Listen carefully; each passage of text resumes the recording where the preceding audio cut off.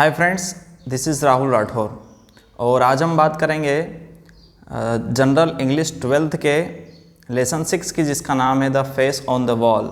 इसको EV Lucas ने लिखा है और इसमें बात होती है कि डबनी के घर पे 4-5 दोस्त बैठे हुए हैं, जिसमें से एक दोस्त एक सुपर नेचुरल की बात करता है। यानी आप जानते हैं सुपर नेचुरल ने प्रकृति के कुछ अद्भुत तरीके या अद्भुत आविष्कार जो आप अचानक से देख कर के अचंभित होते हैं। तो ऐसे कुछ अद्भुत चीज़ों के बारे में बातचीत चल रही थी, जिसमें उसका एक दोस्त था डबनी का, जो ये कहता है कि उसके साथ भी एक प्रॉब्लम हुई कि उससे एक जहाँ वो रहता था वहाँ उसको दीवार पे एक चेहरा दिखता था।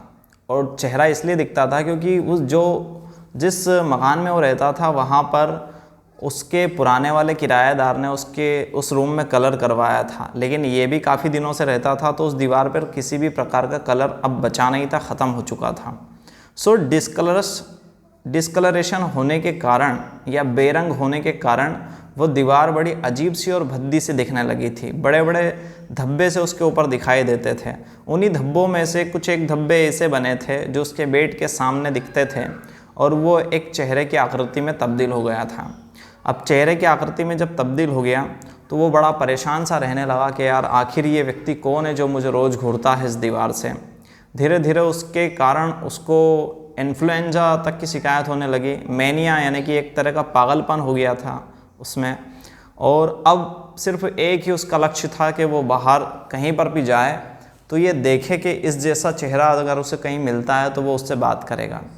एक बार अब डेली यही काम करने लगा। वो रोज़ रास्ते चलते सभी को देखता था, पॉलिटिकल पार्टियां होती थी, सोशल इकट्ठे होते थे लोग पब्लिक प्लेसों पर, ट्रेन में, बस में, हर जगह वो देखने लगा, महिलाओं को छोड़ करके।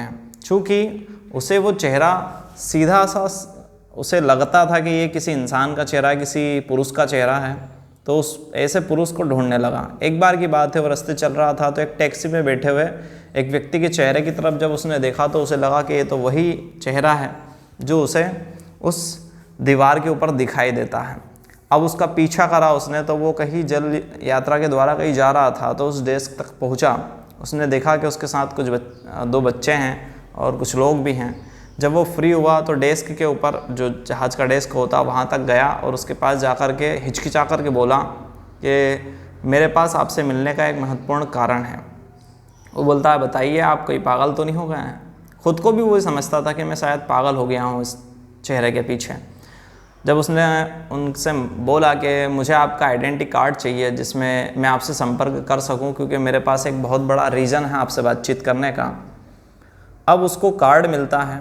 कार्ड जब वो देखता है तो उस पर नाम लिखा रहता है मिस्टर अर्नोल्ड वॉल, जो कि पिट्सबर्ग यूएसए के हैं। पिट्सबर्ग यूएसए का एक इलाका, वहाँ के हैं।